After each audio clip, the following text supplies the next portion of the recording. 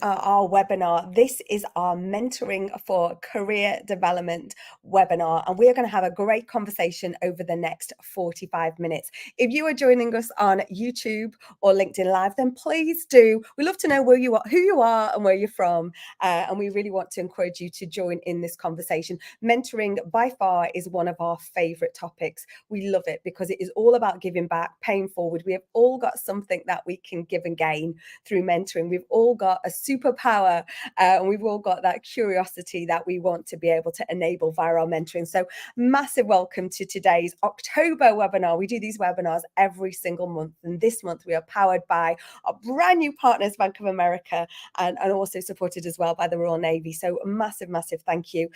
In a second I will hand over to our wonderful panelists for them to intro and give you a quick overview of themselves before we head straight into the conversation and into the chat. So please do join in the conversation in the chat. It is National Mentoring Day this week, which, as I say, is something that we love to talk about. We do our weekly, so our monthly Power Up events, our virtual events. So if you're interested in being a mentor or getting some insight from one of these sessions, then please do sign up on our Power platform. We are power.net. But today it's all about you. I always think that mentoring is always about you being the best version of you and finding that time. I don't think it's ever too early to start having a mentoring relationship, and I don't think you can ever have too many mentors. It is a powerful tool for building those skills, building that community, and building that knowledge. But sometimes it's like we're on earth to a start. So today we want to be able to give you some of those actionable takeaways, some of those top tips that will help you through your career, your life, no matter what industry or sector or what part of your career that you're in. So that's what we hope today's webinar that will bring to you. So as I say, I'm really looking forward to hearing from our wonderful panelists today. And as I say, please do join us in the conversation on the chat. And if you are catching up later on, this will be live on our LinkedIn and also on our YouTube channel as well. So we are here. We are not just for today, we are for life. So without further ado, I'm delighted now to go and introduce to our panelists. So if I can come to you first, Amber. Hi, Simone. I guess introduction. Easiest one. I'm boot camps manager at UA92. I've been here for almost a year now, looking after their boot camps in tech. However, I'm a mentor for Northern Power and a few other places as well. I'm a computer science teacher by trade, teaching apprentices, teaching secondary, teaching adults.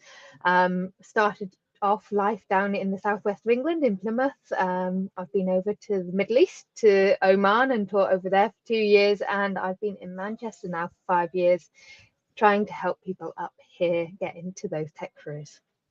Taking mentoring all over the world with you, Amber. That's what you're doing. Yeah. Luke, welcome to today's webinar. Thanks so much for your support. Thanks, Simone, and good afternoon, everyone. My name's Luke Robinson. I'm a lieutenant in the Royal Navy. By trade, I'm an aeronautical engineer, so I've worked with the Navy's helicopters and jets in a couple of different roles. But more recently, I'm actually the commanding officer of Liverpool University Royal Naval Unit, which is an opportunity for undergraduates to gain some insight into the Royal Navy before potentially taking a career within the forces or otherwise. And in terms of mentoring, I've been a mentee earlier in my career, and more recently in my current role, I find myself acting as a mentor more often than not. Oh, thank you, Luke. Thanks so much. And Kay. Hey there, good afternoon, everybody. I'm Kay Maxwell. I work for Bank of America. I'm a delivery executive in their Chester office, but work with teams across the globe. As you will hear, not originally from Chester, so moved here around about 8 years ago from the east coast of Scotland.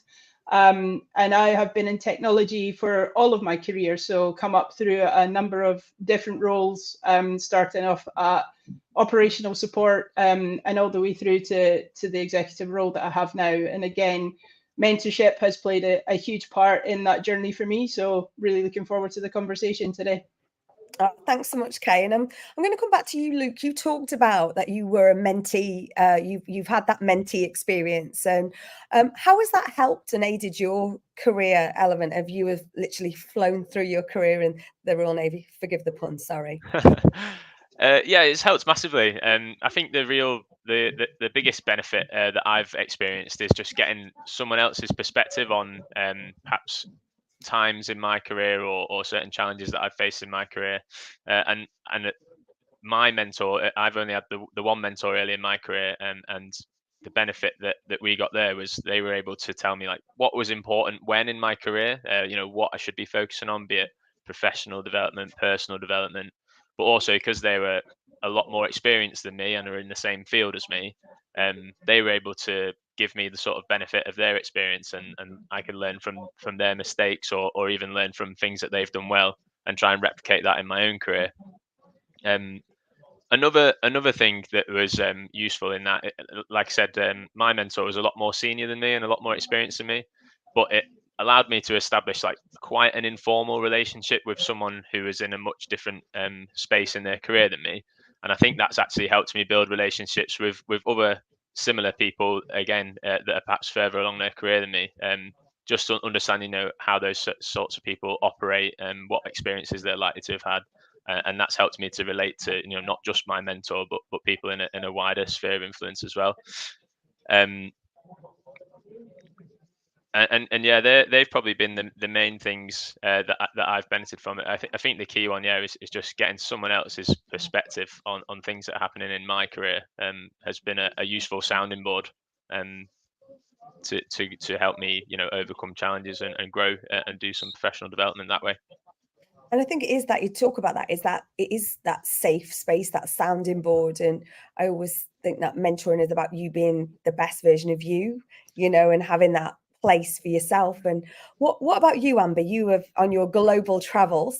What are those benefits of having that mentor? Luke's just highlighted sort of, from that, having someone that is older than you, someone who's been in your, in your career, but how is this those real benefits for someone out there who's thinking, I hear a lot of talk about mentoring, but I didn't really think it was for me. I didn't, but give us some of the highlights.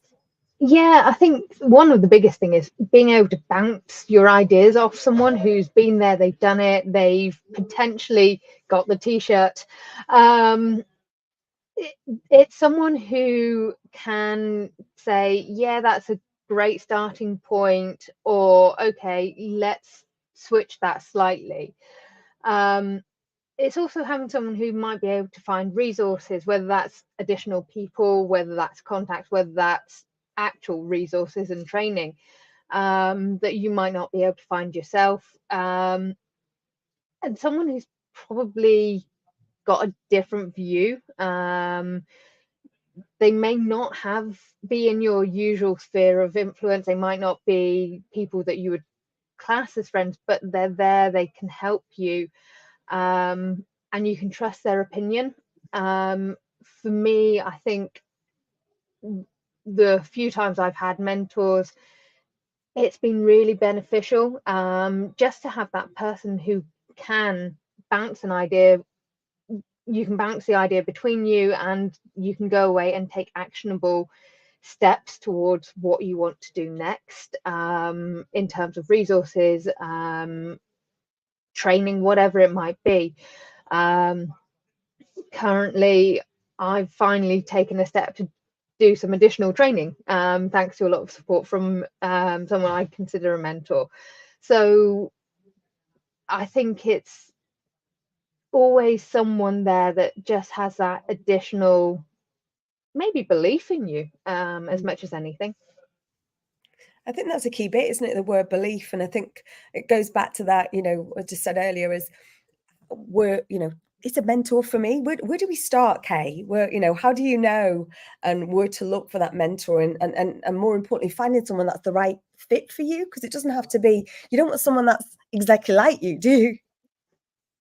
Yeah, and I think that can sometimes be the toughest challenge with mentorship, is that it's finding that right fit. And sometimes I guess you probably have to go through maybe a couple of different options to get to the right person for you. But I think, you know, somebody that has maybe skills or experience or expertise that you aspire to have yourself, if you see that you have areas of development, areas of progression that you want to move forward in, you know, identifying somebody who you think you look at them and think, that's how I want to, you know, do a presentation, do public speaking, that's the route that I would like my career to take, or, you know, then that's always a good starting point, I think, to look for somebody who you think they have maybe skills that you don't, or improvement on skills that you have, and start there, and, you know, work through building those relationships. And like everybody said, you know, having that perspective, having somebody who has probably been there, been through some of those challenges, but also can potentially see things in you that you can't see in yourself, because, you know, we don't always see all of our opportunities and our elements, our positivity that we can take forward. And I think having someone that's trodden that path and can look and say, you know, you're on the right track, you're doing the right things, and you're progressing in the right way. Sometimes that's all it takes, right? Is just that confirmation that what you're doing is the right thing to do. It is like that check-in. This morning I've just finished an 8-week program, like a couch to 5K, but like running in like for a non-stop 30 minutes. But it's just having sometimes those check-in along the way. Like mentoring can come in different forms, can't it? And you know, so whether it's for your fitness, whether it's for your career, whether it's for your life, it's finding those things that fit with you, isn't it? That you go, actually, I feel accountable for this, because you know, I think it is important. And having multiple mentors, you can have different people to give you different guidance about different things, can't you? I mean, Luke, you talked about having a mentor, you talked about that relationship, but actually there's other, I think when you reflect, sometimes there's other people that have been mentors to you that you haven't quite realized were mentors at the time. So having that multiple mentors, it can be it's hard to juggle sometimes, because you've got to take the ownership of them. But what are the benefits of having more than one? Yeah, really good point there, that sometimes, you know, you are being mentored, or you're seeing someone as a mentor, even though you haven't perhaps established, you know, a formal relationship in that sense. But it definitely happens. And as I said earlier, like my biggest takeaway is getting a different perspective, and straight away you can see that the more mentors you've got, the more perspectives you're going to have to address around a certain challenge that you're facing, or something that you're trying to achieve, perhaps different ways to do so. And then obviously what you could do is build a sort of portfolio of mentors around different things that you want, and different things that you want feedback around. So whether that be someone's specific skills that you've seen someone demonstrate, that you feel like you could grow in that way, or perhaps you've got a shared experience, or perhaps they've got an experience that you want to draw from, whether that's something that you might experience in the future, or that you're going through at the current time. But then also, Simone, like you mentioned, it's not always a professional sense, and you might wish to find a mentor who's got lots of professional similarities to you, whether that be field or certain sectors. But then, of course, there's that personal element as well. Maybe you just want a mentor who's going to show you good ways, or share their experience of how they've perhaps detached their personal life from the professional life, and that, as most of us know, can be massively beneficial as well. So always worth exploring. What you can get from a selection of mentors, really, if you're very lucky. Yeah, because it's not just about being the best person in business, or the best commanding officer of a Royal Navy unit training base, isn't it? It's about those individual piece. And Kay, if you have got multiple mentors, or even if you've just got one, what was like a good old top tip in these webinars? And how are there any sort of good sort of hacks or strategies that you can use to make the most of that mentoring session? Because sometimes we can, or maybe this is just me, I'm guilty of just trying to boil the ocean and go, right, I need to solve everything about me right now. And actually you probably don't. How can we use some strategies, or build some strategies in there to sort of make sure you're really utilizing those mentoring relationships for success? And yeah, it's an excellent question. As you say, that everybody does have a tendency to think, I have a million things I want to achieve. I think the key thing, certainly for me, through my experience, has been set 2 or 3, achievable goals. And, once you've got there, you can set more, and so you can progress. But I think, defining very clearly what you're trying to achieve in a couple.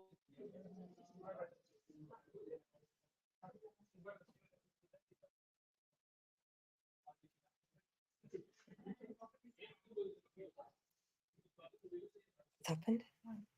You're kidding.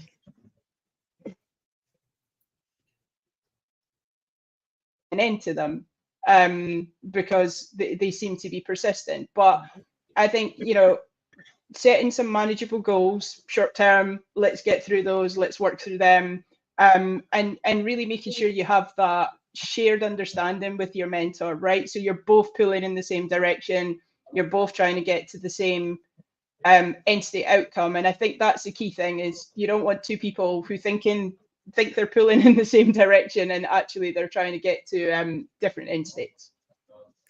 And you talk, I think it's really interesting about that pulling in different direction. I think they've got some great like top tips in there. And quick shout out to some great conversations already happening in the chat. I'll come to you in a short while. Thank you. But I want to talk about the chemistry of mentoring relationships as well, or should we call it platonic chemistry? I'm not sure where this phrase came up to in the last week or so when we were talking about this webinar, but this is coming your way. But you know, sometimes there's a massive part of knowing. How do you know if you found the right mentor? Just because somebody says, "Oh, I want to mentor," or "I can," or "I think I want you to mentor," it takes two sides, doesn't it? But how can a mentee sort of really sort of help build that rapport and that, you know, sort of that chemistry, if you like, with their mentor? Yeah, it can be difficult. I mean, sorry, Amber.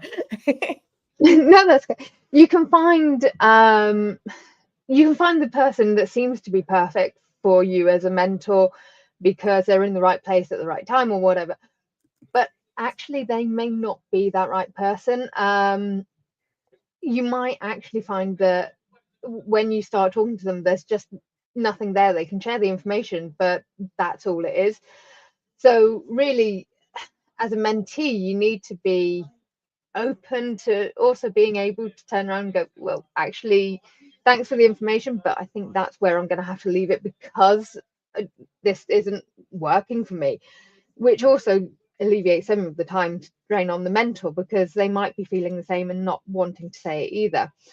But in terms of building that chemistry, if you found the right person, it all seems to be going right, they're in the right place, they're helping you, you can help build that relationship, that chemistry, by preparing for your session. So a bit like Kay was saying about, or yourself, Simone, about boiling the ocean and getting all your problems fixed in one go. You need to make sure that you've studied, you've prepared, you've got those core points, those core problems that you want to have dealt with in that one meeting or whatever it is. And be prepared to go back to those points in the next meeting, so that you can sort of refresh both yourself and your mentor. You want to be curious, be open to your mentor's ideas. Don't just go in thinking you've already got the answer, or instantly going, well, that actually may have worked for you, but it's not going to work for me. You need to give it a try. If you're going to have a mentor, you need to actually be open to what they're saying. Ask about them. Find out about them. Be friendly. Don't just go in instantly with all your asks and with all of your, I need this, this, and this. Help me. Start off with a, hey, how are you? How's work been going? What have you been up to? Keep it light. Obviously, you don't necessarily want to get into your mentor's life as such, but be friendly. Be prepared that your mentor doesn't know everything. They might be great at tech, but when it comes to something else, they might struggle to support you. So be prepared that you might need to learn together. And again, be open to that, and follow through on anything that you say you're going to do or that your mentor has asked you to do. Make sure that you're getting those done so that the mentor knows that you respect them, they know that they can rely on you, they know it's worth their time. and just expect and give mutual respect. I think that's the thing. Everyone talks about the mentor giving their time, and yes, the mentor is giving their time, but you're also giving your time as a mentee. So you need to also be sort of asking for that respect back as well, because it's no good you just keeping on with a mentor because they're there. You both want to have that respect going forward, and obviously that goes, the higher up your mentor and you as a mentee are, the more there should be that mutual respect, really. I like think, the idea that you talk about yeah, that learning together. I like, yeah, I think there's something really interesting that you talk about that, the mentor doesn't have to know everything. I know when we do our monthly sessions, Amber, you've been a massive supporter of our monthly power ups. And, it's not about knowing everything. It is actually sometimes, I always feel like, this will show my age now, but, if I don't know, I know a woman or man who can, sort of, that was an advert ages ago, but anyway, but there's something about it. Sometimes it's just being that sounding board. I remember we did a levelling up report some years ago, and we had an undergrad from one of the northern universities, and afterwards we interviewed him, and he ended up getting a graduate role, and that wasn't the intention. It was just almost that conversation, and he just says, a bit like you said, Amber, it's just start with a conversation, because it all started with a conversation about football. That conversation of any mentoring relationship has to start and should start somewhere. And I think there's something important about being your authentic self, but I think it's something to address, something to think about, is how, Luke or Kay, have you ever had an experience with, I suppose, with an incompatible mentor relationship, or something that you've been maybe introduced, or you think, oh yeah, this could be great, and actually isn't? How do you deal with that situation whilst still, not burning bridges? Kay or Luke, I'm not sure if either of you, sorry, I'm throwing this in as a curveball in there. I'll go, Luke, if you don't mind first, and then you can add anything in. I mean, I think from my experience once as a mentee, actually with a mentor, and for a multitude of reasons, I think it wasn't a good fit.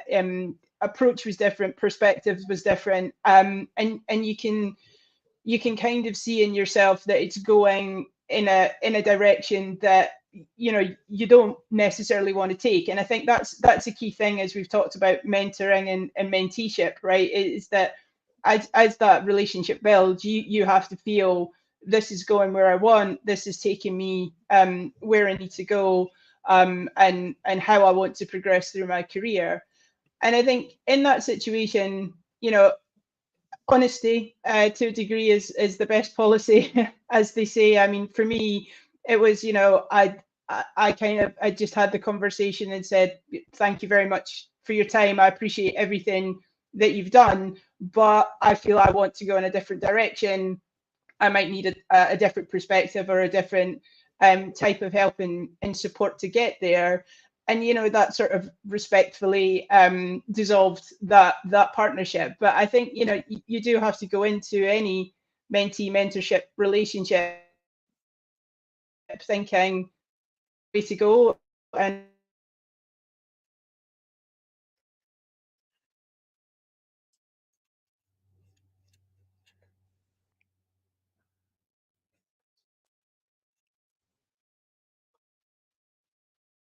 And Luke, do you think, sort of just following up or building on that as well, some of those, because there's other common challenges that can come up in mentoring relationships. Anything that you've come across and how you've addressed them?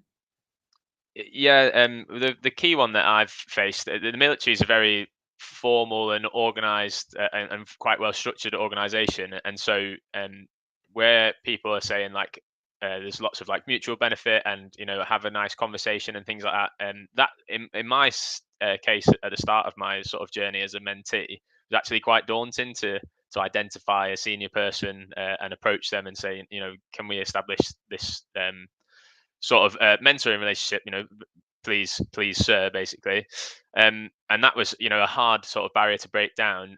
But as Amber was speaking about earlier, we then went into that phase of, let's set the stall out of how this is going to work. You know, what level of formality do we need to get, you know, what should be a mutual benefit, like we've been saying.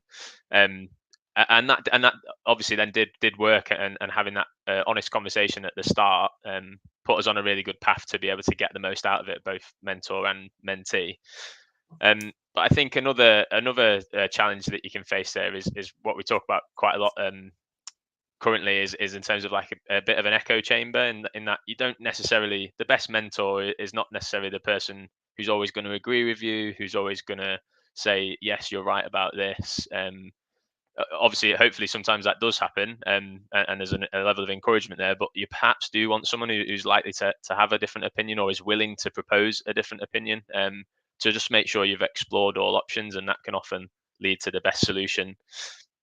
As a mentee, I think it can be difficult and feel a little bit like take quite a lot, but it's important to remember that again, like Amber said, everyone's volunteering their time, and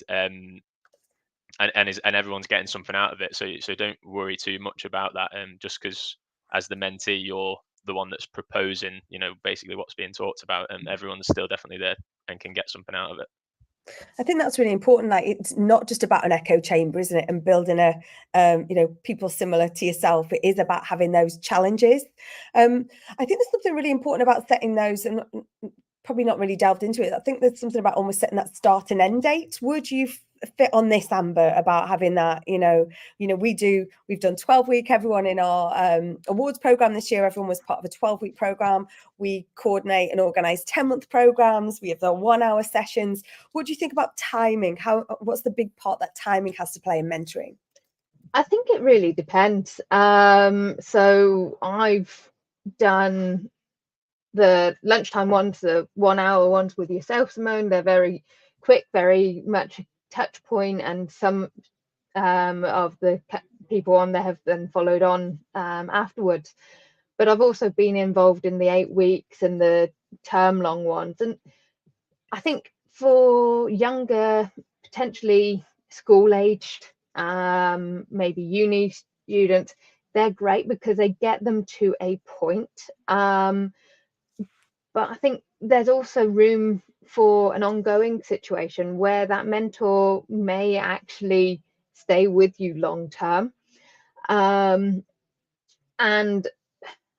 I would say the core to that would really be very similar to what I've spoken about before, with respect, with the making sure you're on the same page, you know where you're going, you're challenging each other.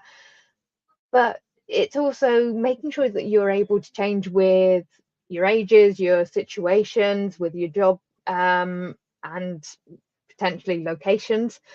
Probably the mentor that made the biggest impact on me was he started in the same company as me when I first started teaching, about 2 weeks after I did. It was his first time teaching FE, so we were learning together to some extent, but he'd had many years of teaching in uni, and actually we kind of lost touch for a while once I moved on from that job, when I moved over to the Middle East. And then we found ourselves both in Manchester at the same time, and we picked up that mentoring relationship. It was always very informal, actually. For both of us, we'd just go and have a chat and bounce ideas off each other. But he was always someone that if I needed support, I could go and ask, especially when it came to teaching. He'd been there, he'd done that, and he had got the t-shirt.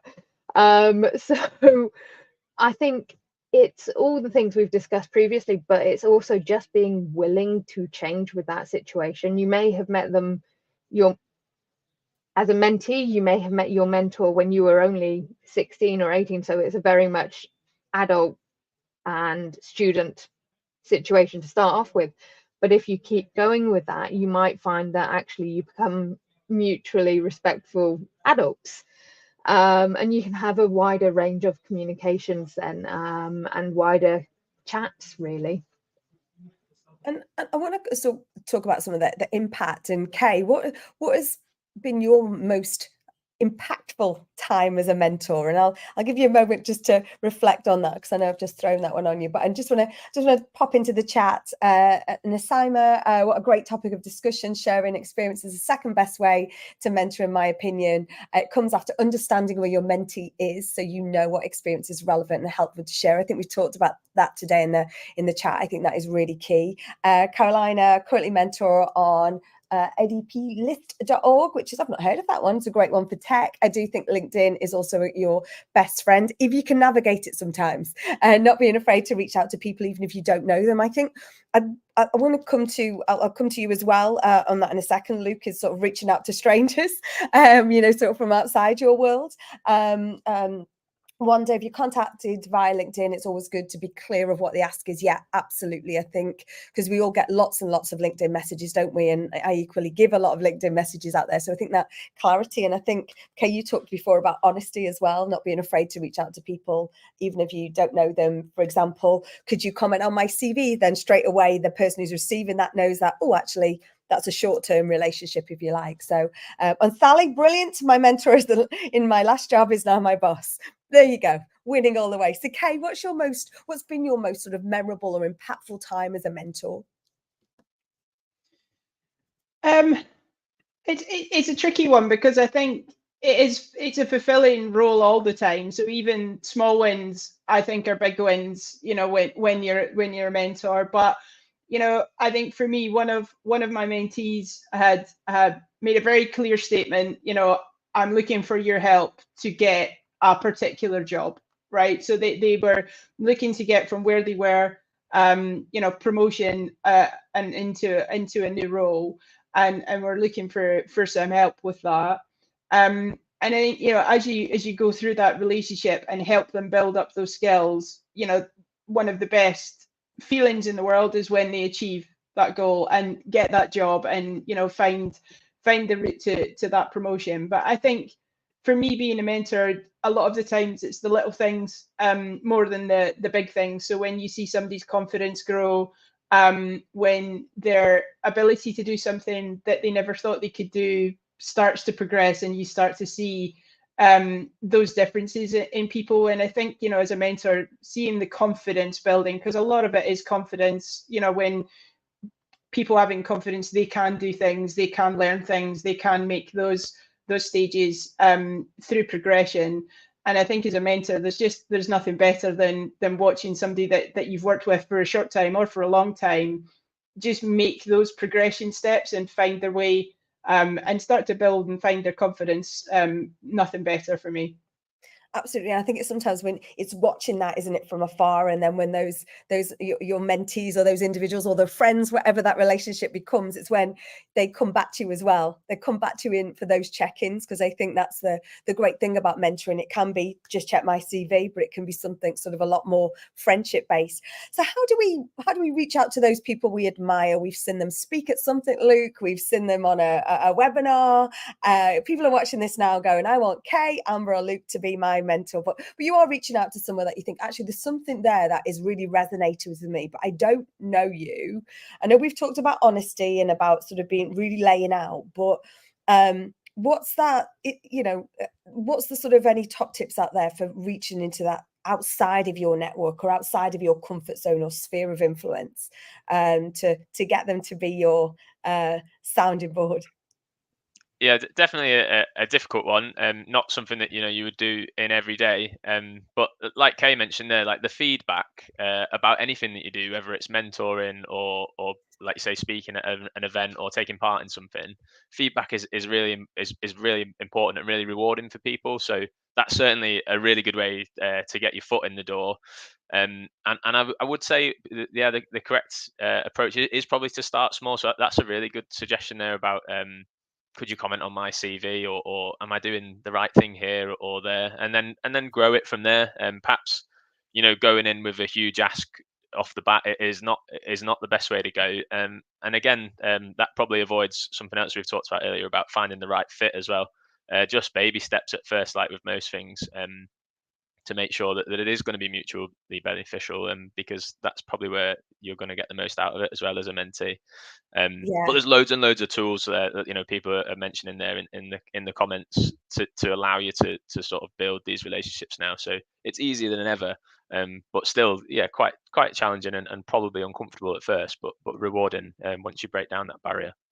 And I'd like to know, Sally Forsyth in the chat, your mentor in My Last Job is now your boss. I'd like to know where that first conversation, where did those of you watching today, where did you find that mentor as well? Because I think it's different places. Sometimes it can be a networking event. Sometimes it could be on a session like this. LinkedIn, as you say, already said in the chat today, is really helpful. Amber, can anyone be a mentor? Yes, anyone can be a mentor. Definitely. I think it's a case more of whether you're ready, and that's more around, are you slightly more experienced than the person or people that you're going to mentor? My very first experience in that mentor-mentee relationship, where I was the mentee, my mentor was a university student. I was doing my GCSEs at the time. They were just that little bit more experienced than me, and it was beneficial. But to work out whether you're ready to be a mentor, I would say there's a couple of things. One, do you have something to give back? Pretty much everyone does. It can be as simple as experience traveling abroad, moving from one end of the country to another. It can be experience in a specific career. Do you have time? That's a big one. It's all well and good saying you want to be a mentor, but do you actually have the time to be a mentor at that period in your life? I knew I wanted to be a mentor for a couple of years probably before I actually started really mentoring, because I didn't have the time to allow me to really be able to say I can give someone enough time to be worthwhile for them. Do you want to help people? At whatever level, do you want to help them? Do you want to help them get to that next stage in their life, whatever it might be? Those are probably the biggest things to work out whether or not you are at the point where you can be a mentor. As I say, everyone can be one. It's just, is it the right time for you to be that mentor? And have you got the time? I think as well, sometimes it's like we all want to do lots of things. Yeah. And Kay, do you think it's ever too, is it, can everyone give something back? Has everyone got something that they can pass on? Yeah, I think I would agree. I think with Amber, I think everybody does. Everybody has more experience in something than somebody else. I think it's understanding though as well, if somebody does come to you and say, can you be my mentor? You have to look inside yourself and think, can I? Do I actually have more experience in what they're looking for? And that's, I think, where it's important to understand what they want to achieve from the relationship, what their goals are, what do they want from you? Because you have to then, it's your responsibility before you say yes to go, have I got something to give there? Am I actually going to be helpful in any way with what they're trying to, because not everybody is. My experience is not going to be relevant to everyone. It'll be relevant to some people. And your running example is a perfect one, right? If you've never run and somebody comes to you and says, can you help me get better at running? No, would be the answer to that question, probably, because you're not really coming from a place of knowledge or experience. Technology, yes. Running, maybe not so much. So I think as a mentor, you have that self review as well and go, am I the right person? This person might want me to help them, but can I? And am I going to just lead them down the wrong path if I put myself into a position where I don't have the knowledge or experience to give them what they need, and maybe they'd be better somewhere else. So Absolutely. And I'm going to dive into the chat because I can see a few chats coming and I want to try and get to them before we finish today. So meeting someone, so thank you for our LinkedIn users. So meeting someone for the first time can be daunting. Any top tips? I know we've talked about boundaries, we've talked about honesty, but any sort of real headline tips to sort of knock out that sort of imposter syndrome, chimp paradox, wherever it may be that's sitting on our shoulder, that any top tips or tricks how to make that very, very, very first session? Luke, if I might just come to each of you for just a very quick top tip on that. Yeah, 100% agree. Definitely daunting. I think Amber mentioned earlier, like preparation is key. Perhaps just set out, what do you want to achieve in that meeting? What do you want to achieve long term or medium term, depending on, when you're trying to succeed in what you're doing, a challenge that you're facing. So yeah, just a little bit of preparation will probably go a long way, and especially mentee going to a mentor, definitely will be recognized, like, this person's taking this seriously, and I will reflect that and also pick it up and run with it. And I think that's the best way to get a lot out of it. Any speedy top tips from you, Amber? I know you touched on this a little bit before, so give us a headline. Be friendly. Expect that first meeting possibly not to actually come out with much other than you get that rapport going. And I would say, yes, go with those points, go with that plan, but be prepared to just maybe have that friendly chat, because both you and your mentor may very well be nervous. For sure. And Kay, one from you? I would say embrace the fear, because it will be scary, right? You're never going to approach somebody that you don't know, especially somebody that might be more experienced, more senior, or that you're looking at with admiration or such. Like, you're never going to feel comfortable in that first conversation. So you kind of have to just take the deep breath, swallow it down, and exactly as Luke and Amber had said, and it might not bear fruit, right? You might come out of that person might say, I'm too busy, I don't have the time. You can't take that as a negative or a knockback. That's that person being honest with you. So it's a two-way conversation. But yeah, it's not going to be comfortable, but you've got to think it will be worth it. So you have to embrace that discomfort. Thank you, Phil. We always like the tote bag or t-shirt moment, Kay. So thank you. Embrace the fear is the October t-shirt. So and our final question actually is if you're not on an entry level point in your career, but you've changed sectors. So you're in your career, you've changed sectors. How would you go about finding a mentor? I know we've talked about LinkedIn out there before. Luke, I'm going to come to you first, if that's okay. Yeah, so that's actually kind of similar to the position that I'm in at the minute, in that my core role is engineering, but I'm doing this kind of semi-recruitment, mentoring type position, training thing at the university. And I'm basically in that stage, in that my previous mentor has got loads to offer me in a personal and professional sense, but in a specific sense in this role, I've been bouncing off other people that are in my exact same position and finding out, who can I talk to about how to do well here, how do I deal with this specific challenge.